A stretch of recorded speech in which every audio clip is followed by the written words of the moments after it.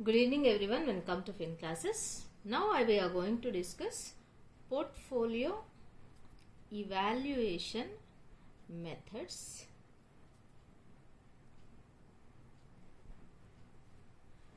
Very simple to calculate methods, very effective and efficiently used methods. In this we have conventional methods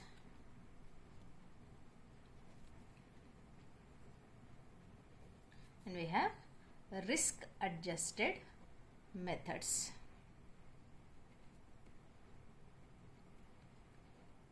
So as the term itself is indicating that conventional. So in conventional methods, the first method which we use is benchmark comparison.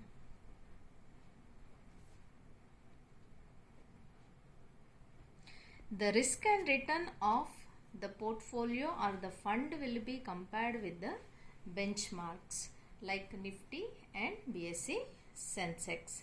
So if risk profile and return profile are again greater, less or equals to.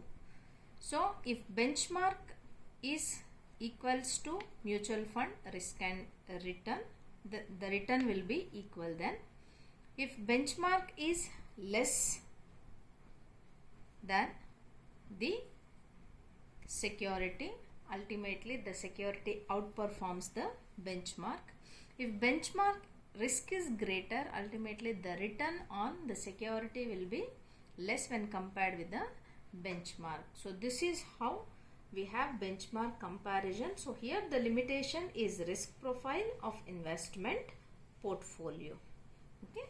And another used comparison method is style comparison method. So the style comparison method, first one is value style, means price earnings, return on investments, or return on equities, return on portfolios, net asset values, like this. If at all we select one particular variable and compare it with the fund, then it is considered as value style. And growth style, based upon the growth of the portfolio, if at all we are trying to compare with the benchmark, then that is considered as a growth style comparison. So within the funds this may happen, or with the benchmark also we could do this. So these two are the basic conventional methods which we will use. And usually when valuing mutual funds, here we will consider the net asset value of the fund for comparisons. And risk adjusted methods, as the term itself is saying that risk adjusted, whatever we are going to value here, or the valuation methods that we are going to use, they are risk adjusted methods. In that, first one is Sharpe's method or Sharpe's ratio. Second one is Trenard's ratio. And third one is Jensen's ratio.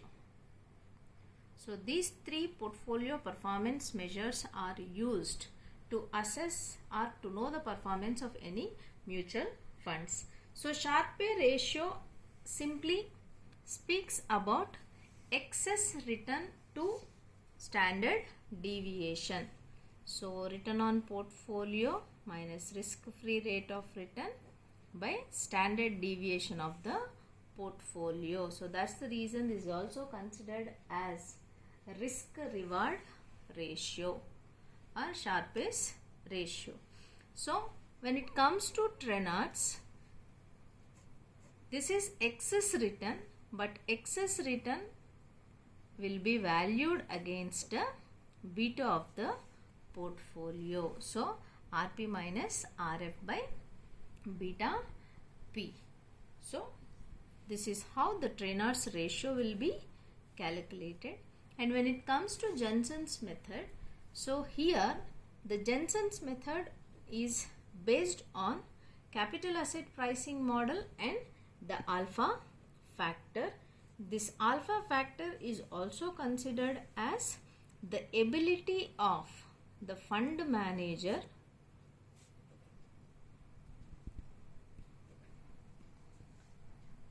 to earn more returns to the fund.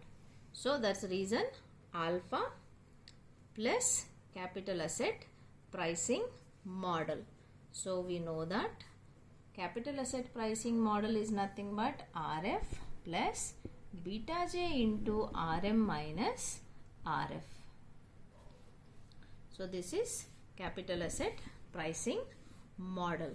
So this alpha indicates the Jensen's index. So RP minus RF is equals to alpha plus beta J RM minus RF.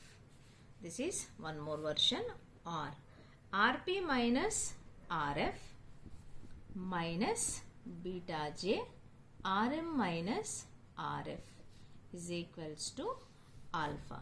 So this is extensively used whenever the Jensen's index is questioned in the problem.